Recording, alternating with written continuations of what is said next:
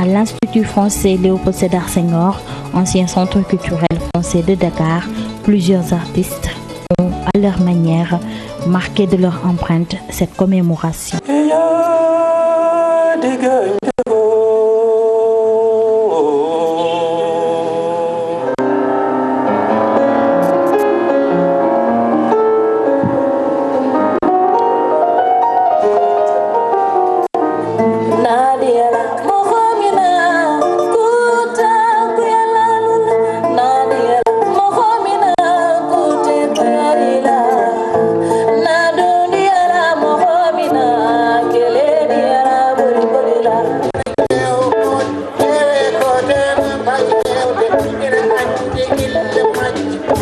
Il relève de plusieurs générations et de divers espaces et traditions culturelles du pays. Et ce fut pour eux l'occasion de présenter quelques facettes des genres musicaux en célébrant Senghor, sa griotte Yandé Codou-Sène, la grande diva de la musique sérère, ainsi que le maître de chœur inégalé Julien Jouga, rappelé à Dieu 3 jours après le poète président dont il préparait la messe des obsèques.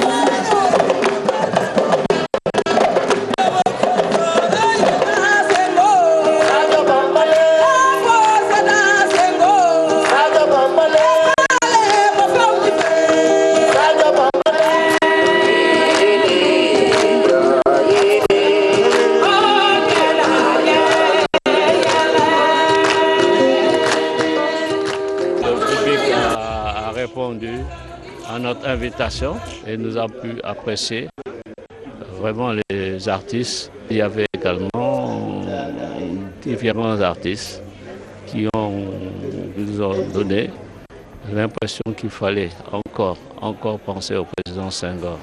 Et ça dans un enthousiasme fou. Ça, je crois il le mérite. Le méritait.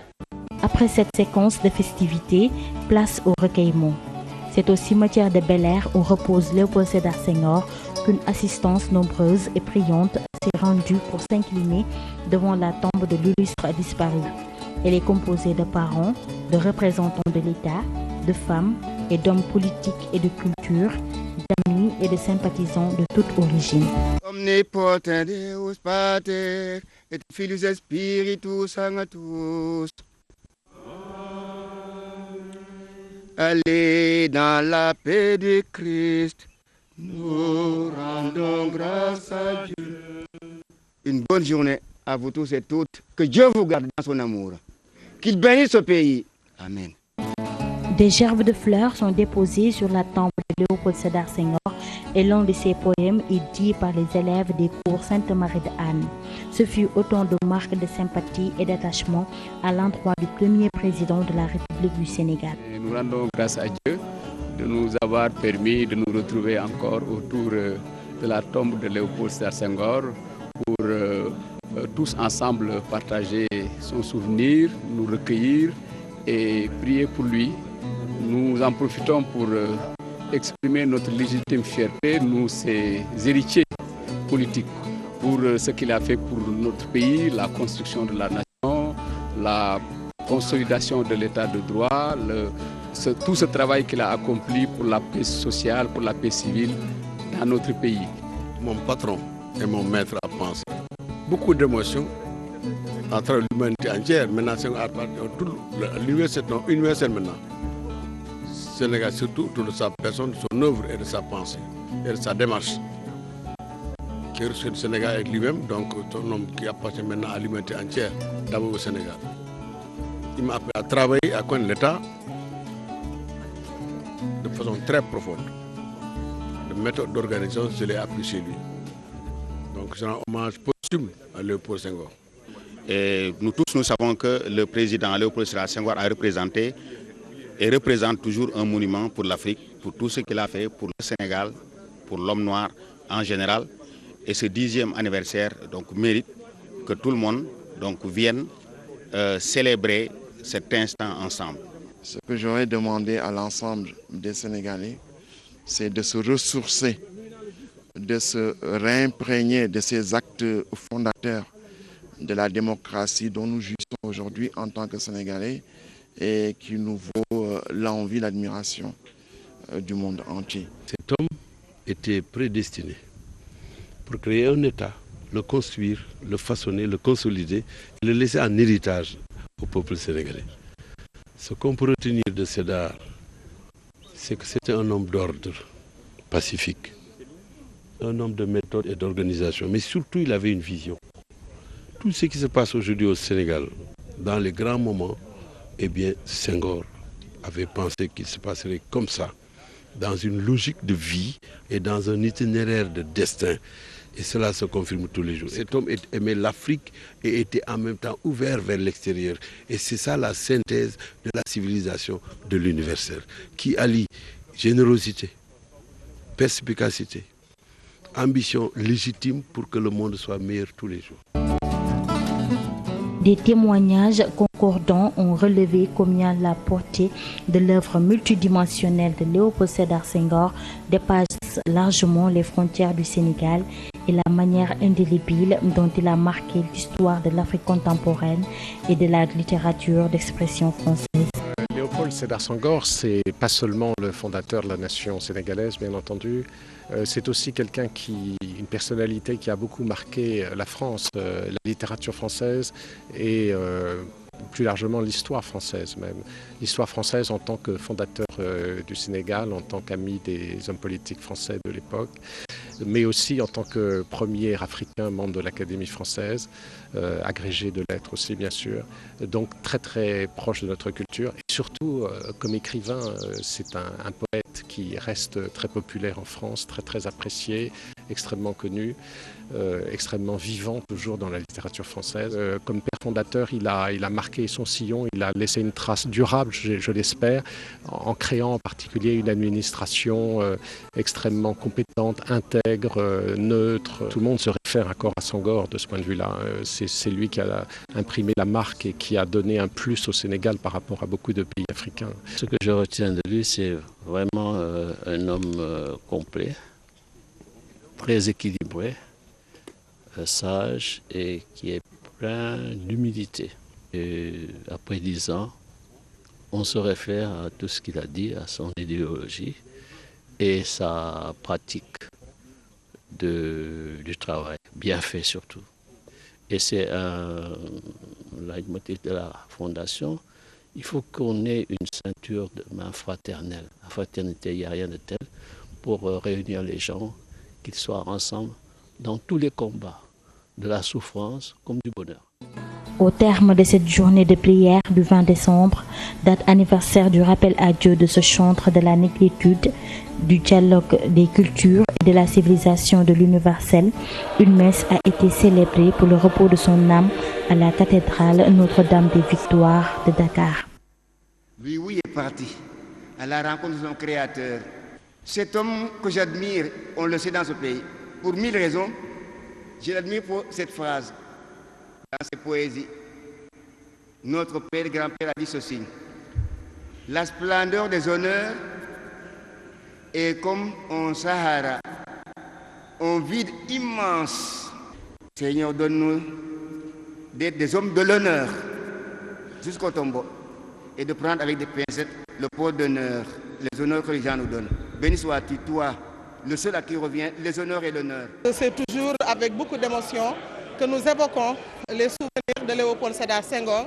Et au nom du Parti socialiste et de son premier secrétaire, nous étions donc venus participer à la prière et souhaiter que Dieu l'accueille dans son paradis. De la grandeur des grands hommes qui savent poser des actes grands.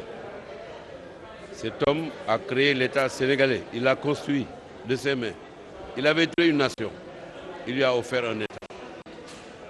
Et jusqu'à présent, ceux qui dirigeraient bien le Sénégal ne pourraient le faire qu'à partir de ses enseignements. L'homme était méthodique, il était vertueux. L'homme était un homme de culture, un savant, un penseur, un philosophe, un analyste, un littéraire et aussi un homme d'État. Le président Senghor était un homme de foi, ça se comprend. Il est passé par le petit séminaire, le grand séminaire et après il a toujours confié sa vie au Seigneur. Et je crois qu'il tient absolument à ce foi. D'ailleurs, il faut reconnaître que notre devise, c'est un peuple, un but, une foi. Une fois, nous avons foi. Et je crois que c'est ça qui va nous sauver. Et dans la foi, nous avons tous les éléments d'appréciation pour une vie en commun, agréable, de tolérance, de concertation, de conciliation, pour atteindre le bonheur que l'on recherche dans la foi. Ces moments de prière et de recueillement vont se prolonger le mercredi 21 décembre à Ngazobil, où l'enfant Léopold Sédar Senghor a été inscrit pour la première fois en octobre 1914 à l'école française de la Congrégation des Pierres du Saint-Esprit. Dans ce petit séminaire, au lieu de formation de futurs prêtres et en présence de nombreux prêtres religieux et religieuses et des fidèles venus des villages environnants, des prières ferventes ont été dites, accompagnées par une chorale locale et le chœur des petits séminaristes. Ensemble, ils ont exécuté des chants inspirés des mélodies du terroir.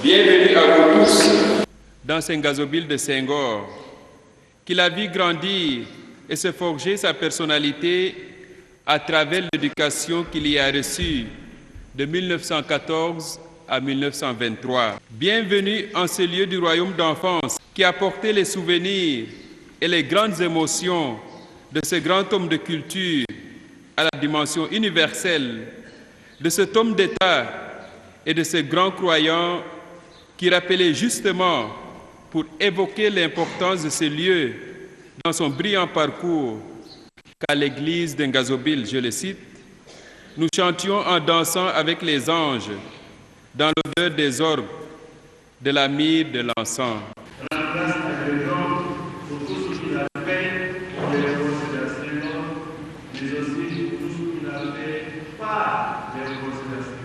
Après les prières, place au témoignage. Les intervenants ont incité les jeunes à méditer sur l'œuvre incommensurable de Senghor et à le prendre comme un modèle de référence. Ce genre de rencontre crée l'émulation au niveau de la jeunesse et suscite, des vocations. Lorsqu'on parle d'un homme pluridimensionnel dans ses œuvres, où on retrouve les penseurs, philosophes, on retrouve les humanistes, on retrouve les juristes avec la construction d'un état de droit, on retrouve les écrivains, les poètes, etc., etc. Je pense que cet homme n'a rien oublié dans le développement d'une nation pour nous guider encore longtemps, comme aujourd'hui, où les jeunes générations parlent des inforoutes, d'Internet. Voilà qu'un homme, il y a 40 ans, théorisait déjà, à partir de sa fameuse théorie du rendez-vous, du donner et du recevoir, ce que nous, aujourd'hui, nous concevons comme, en tout cas, ce rendez-vous au niveau d'Internet, où à partir de Dakar ou de Joal ou Ngazobil, vous pouvez communiquer avec celui qui se trouve au Japon ou de l'autre bout du monde et parler de tout et de tout. M'ont creusé. Pourquoi? À cause des poèmes où j'ai rencontré Senghor et qui a tellement décrit ce site, qui a tellement décrit la beauté de ce site et qui a ancré son engagement politique dans ce site, j'ai décidé de prendre Senghor comme parrain. Et c'est ce qui explique que souvent, quand Ngazobil organise, je réponds oui. Je réponds oui à l'éthique de Senghor. Je réponds oui à l'engagement de Senghor. Je réponds oui à servir mon peuple, qui est le peuple de Joal Fadiouth. La mission de la Fondation, c'est de faire fouiller tout l'héritage écrit de Senghor, non seulement à travers la poésie, mais également à travers ses essais, pour interroger les activités, ses réflexions, les résultats auxquels il est arrivé, les choses qu'il a établies comme reflétant la culture africaine. Mais Senghor n'est pas un point d'arrivée, c'est un point de départ. Et le défi pour nous tous, c'est de réfléchir sur ce qu'il a écrit. L'une des leçons certainement que Senghor nous aura données, c'est celle-là, être attentif au lieu où on est né, à cette tradition, essayer de les comprendre, de voir les valeurs qui sont derrière, s'en servir comme viatique pour partir à la conquête du monde. Et quels que soient les écueils qu'on rencontre, avoir la force intérieure, la force d'âme pour faire face. Nous devons non seulement conserver la mémoire du président Léopold Sédar Senghor, mais la cultiver. Pourquoi ne devons-nous pas oublier le président Senghor? Moi qui ai l'occasion de beaucoup voyager, c'est depuis longtemps que j'ai constaté qu'il est pour beaucoup d'habitants de la planète un repère pour le Sénégal.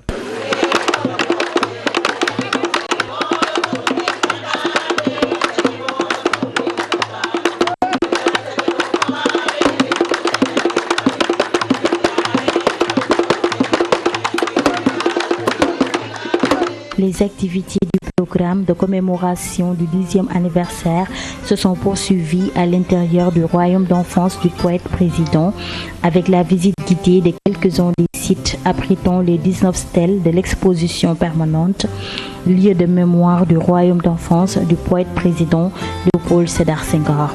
Ngazobil, Joal Fadiouth, Bissel, Djilor, Fimela, Simal ont ainsi accueilli la caravane d'une soixantaine de participants, en majorité des étudiants fascinés par ce parcours de découverte. Joal, où le conservateur de la maison paternelle, Mbinde Ndiogoy, retrace un pan d'histoire de la famille nombreuse du poète président.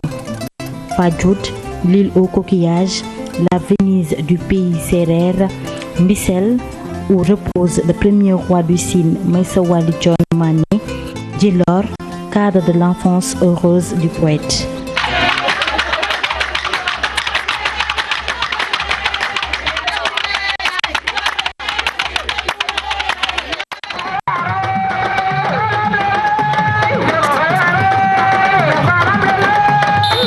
Le royaume d'enfance se devait de participer aux activités de commémoration du 10e anniversaire. Ce fut à l'initiative du cercle culturel Léopold Sédar Senghor de Joal Fadiouth, appuyé par la Fondation.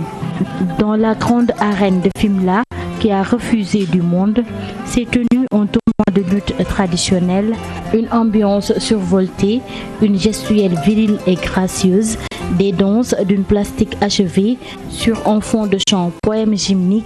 Voilà ce qui a tant séduit le jeune Sédar. Le drapeau du parrain Mansour Kama est remis aux vainqueurs par le directeur général de la Fondation au terme d'éliminatoires qui ont vu la participation d'une soixantaine de lutteurs venus de l'ensemble du royaume d'enfance.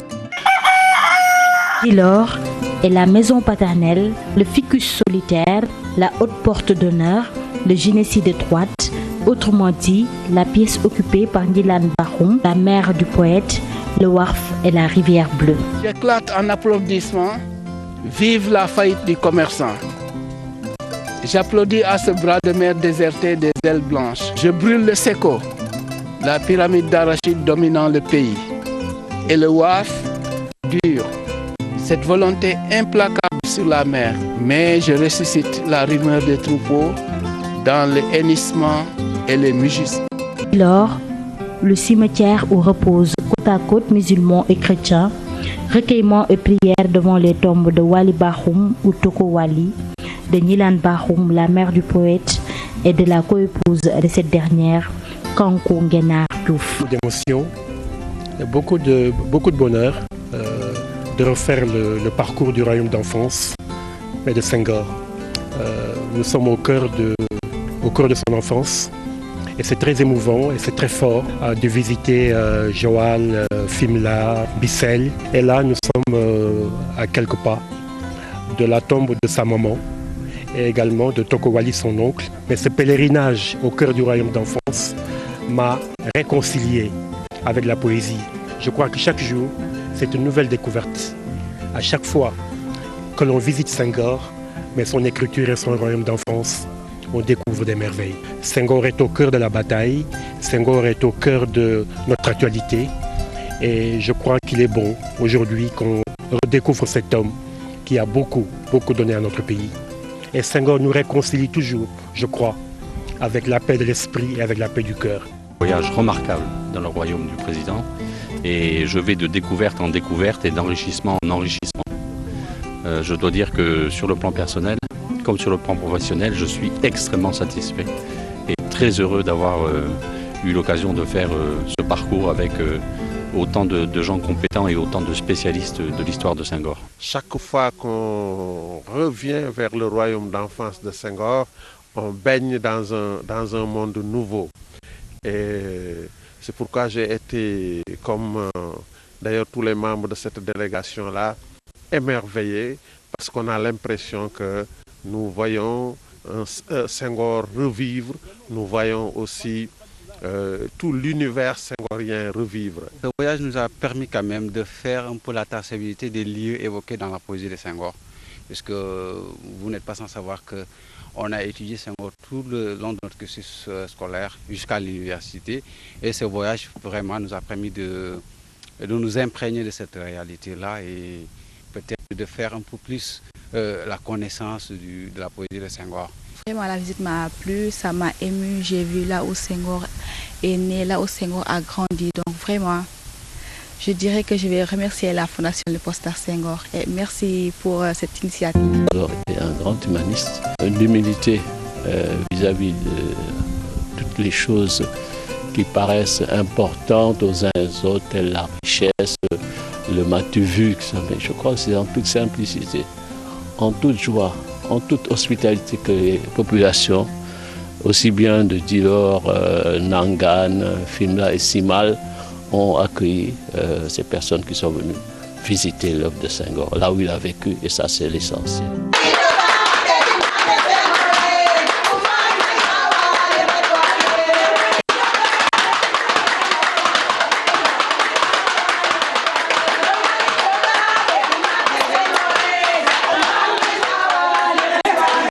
Cap sur Simal, 3 pirogues à moteur quittent les berges de Djilor sur le Sine, ce bras du fleuve Saloum, pour rejoindre les sources d'eau douce de Simal.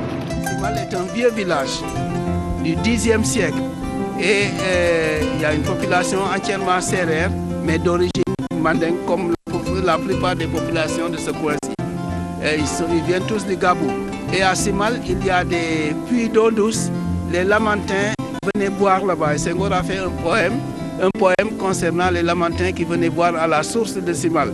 Au niveau des Sérères, il y a une légende. On pense que les Lamantins à l'origine étaient des êtres vivants comme nous. Des femmes qui allaitaient leurs enfants. Mais quand ils sont allés habiter en mer, ils ont continué à venir boire l'eau douce. Simal est sur le bord du fleuve. Les puits d'eau douce sont à la berge. Normalement, l'eau devait être salée. Mais là, c'est de l'eau douce et il y a 4 puits comme ça. Mais les Lamantins, on ne les voit plus. Les derniers Lamantins à être aperçus ici datent de 1997. Dès leur arrivée, les visiteurs sont fascinés. L'endroit est magique par sa verdure, dont des rogniers, des palmiers et des fromagers géants sur les abords du point d'eau salé. Il l'est encore plus par ces petits puits forés à 1 mètre de distance de cette eau de mer et qui offrent à moins d'1 mètre de profondeur une eau aussi douce que l'eau de pluie. On explique aux visiteurs qu'à divers endroits de la rivière, cette eau douce s'offre aux Lamentins qui s'en abreuvent. Ce qui est très probant dans cette visite, c'est que nous pouvons toucher du doigt, nous pouvons voir tout ce qui est évoqué dans la poésie de Léopold Sédar Senghor. Pour un étudiant, revenir sur les traces de Léopold Sédar Senghor lui permet de toucher à l'authenticité des faits.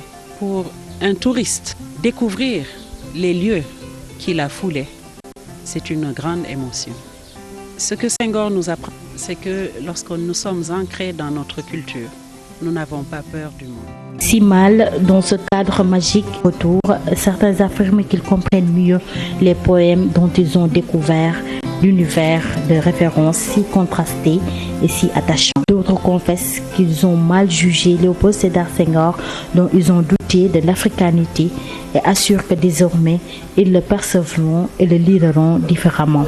Effectivement, pour un aspirant à l'enseignement de la langue française et de la littérature, c'est véritablement une nouvelle découverte. Parce que ce que nous lisons dans sa poésie, c'est véritablement une autre facette que nous redécouvrons lorsqu'on fait le pays serreur. Nous avons découvert pas à pas, feuille après feuille, pas après pas, alors goutte d'eau après goutte d'eau, les réalités que Senghor décrit dans ses poèmes. Alors, donc j'ai ressenti énormément de sentiments et je suis véritablement satisfait parce que je repars la tête avec de nouvelles idées. Peut-être en face de mes élèves, j'aurais parlé de notre Senghor, celui que j'ai véritablement connu dans les livres. Un sentiment d'abord de bonheur et de fierté. Oui, de fierté de faire comprendre aux uns et aux autres que ça vaut vraiment la peine de visiter ces lieux qui ont été parcourus par le président Senghor depuis son jeune âge jusqu'à une période importante de sa vie, c'est-à-dire 1945, date à laquelle il s'est lancé dans la politique. À force de voir la vie paysanne, il a dû se décider à relever tous les défis pour apporter le bonheur dans cette région, qui est une région essentielle pour le pays. C'est-à-dire le Sine, il l'a fait pour le Sénégal en entier. Cette étape de cette visite guidée était essentielle pour deux choses. La première, c'est d'amener les gens à voir ce que Senghor a vu. Parce que pour bien étudier un auteur, si on peut se rendre là où il a vécu, on a des éclairages qui sont essentiels. Et également, c'est aussi une façon de dire, puisque vous allez étudier le texte de cette personne, munissez-vous de tous les moyens qui vous permettent de le faire de la façon la plus objective possible. Et essayez peut-être de voir ce qu'il a senti, même si vous ne le sentez pas, vous saurez qu'il y a eu quelque chose qui a été au départ. En plus, naturellement, de la texture de sa personnalité et de sa sensibilité. La perspective avec les étudiants, doctorants ou maîtrisards, qui sont en lettres modernes pour la plupart, c'est une découverte essentielle pour eux. Nous sommes sûrs que cela va les marquer.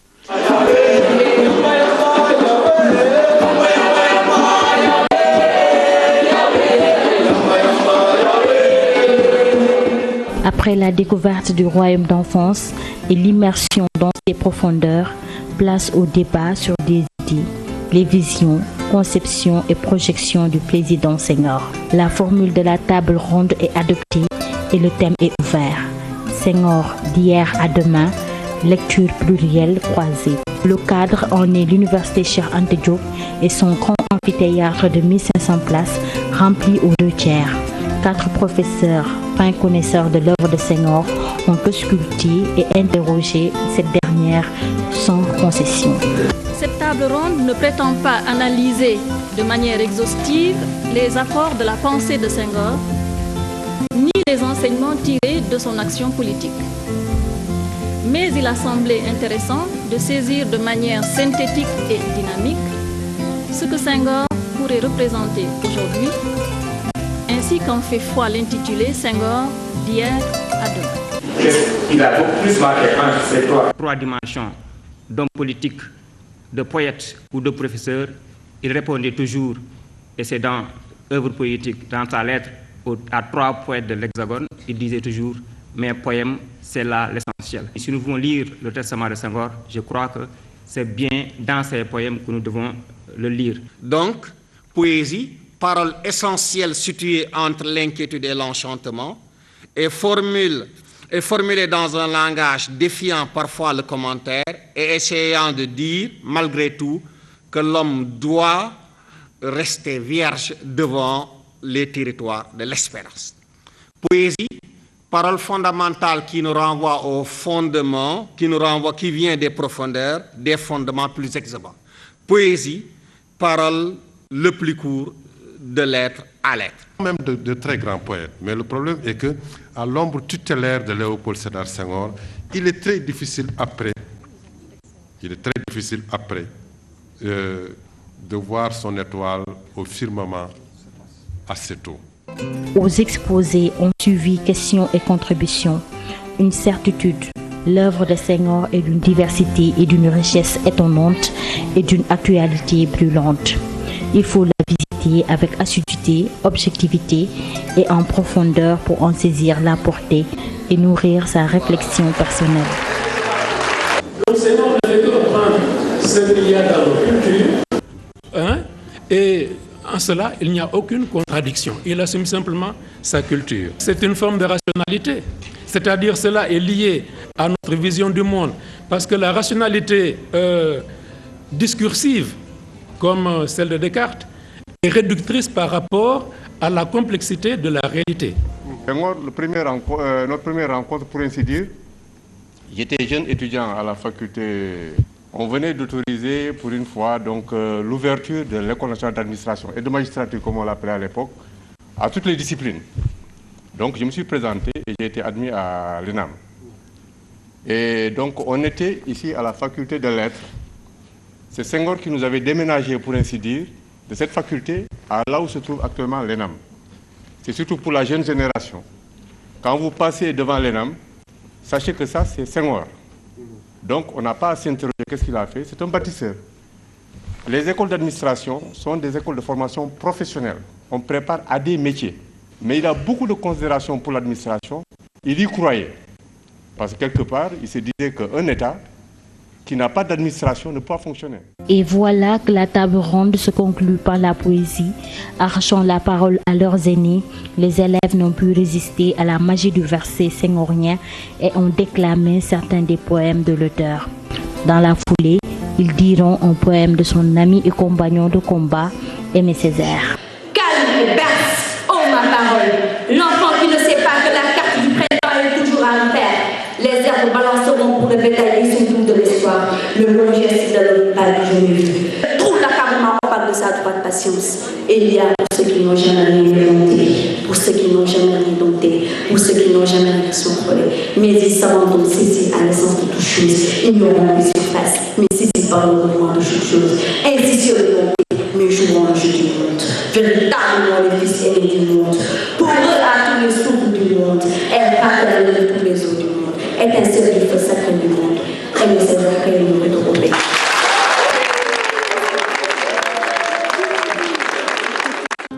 Après la séquence de Lucas II, magnifier la créativité littéraire avec la remise des prix et du concours de poésie et de nouvelles, cadre choisi, les jardins de la Fondation Léopold Sédar Senghor.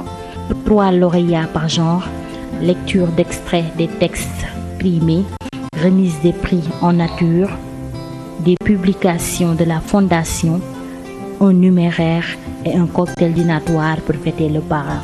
C'est une nouvelle étape de partenariat entre la Fondation et la Maison africaine de la poésie internationale dont le président est le poète Amadou Lamine Sall.